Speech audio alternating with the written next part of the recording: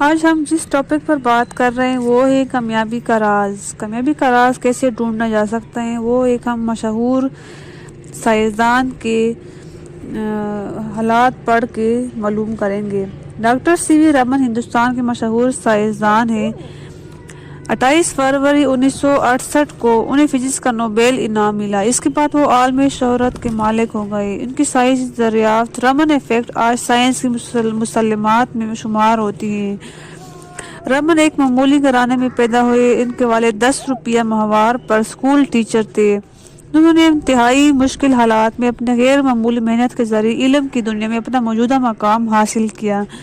انہوں نے اپنی کامیابی کے سفر کو ان الفاظ میں بیان کیا ہے: شکست، مایوسی، محنت اور ہر قسم کے دکھ کی ایک لمبی تاریخ۔ A long history of frustration, disappointment, struggle and every kind of tribulation۔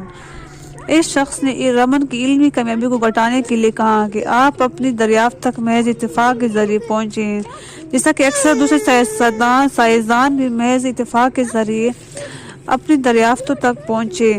Raman نے اس کو سن کے سنجیدگی کے ساتھ کہا: The idea that a scientific discovery can be made by accident is ruled out by the fact that the accident, if it is one, never occurs except to the right man۔